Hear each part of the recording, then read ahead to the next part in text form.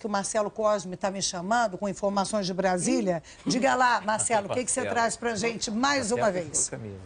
Maria, é a assinatura daquele termo de colaboração aí, histórico internacionalmente falando, em termos de Odebrecht, Braskem, com o Ministério Público e com a Justiça dos Estados Unidos e da Suíça e aqui do Brasil. Então, a Odebrecht, a Braskem faz parte da Odebrecht, acaba de assinar, definindo os valores, esse acordo internacional de leniência, que é uma espécie de relação premiada das empresas. O valor chega, olha só, a 6,9 bilhões de reais, quase 7 bilhões de reais. E como é que fica essa divisão? A Odebrecht está pagando entre o Brasil e lá fora, né, 3 bilhões dos 828 milhões de reais. 3 bilhões vão ficar só aqui no Brasil. A Braskem, nesse acordo, entra com 3 bilhões 131 milhões de reais, ficando no Brasil 2 bilhões e 300 milhões de reais. Essa dívida, vamos dizer assim, que eles assumiram, né, reconhecendo a culpa que tem em toda a questão de corrupção nos últimos anos, vai ser paga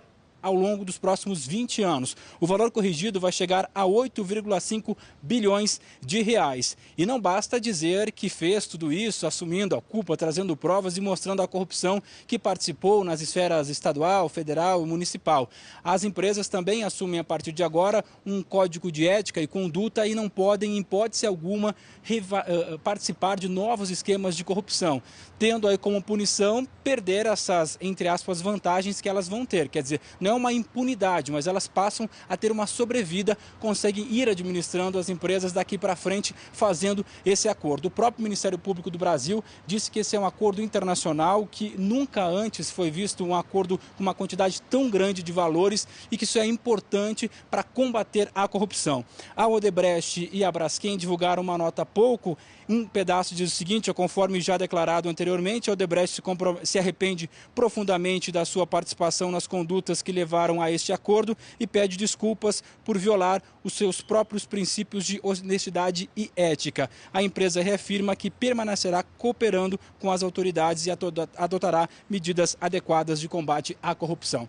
Então, o acordo acaba de ser fechado com os Estados Unidos, com a Suíça e com o Brasil, 6,9 bilhões, quase 7 bilhões de reais. E esse dinheiro vai para onde? Vai para quem? Para as vítimas, como eles chamam, que seriam, propriamente dito, os governos estaduais, municipais e federais, e nada mais, nada menos do que a Petrobras, que a gente viu que passou por esse baque nos últimos anos. Maria.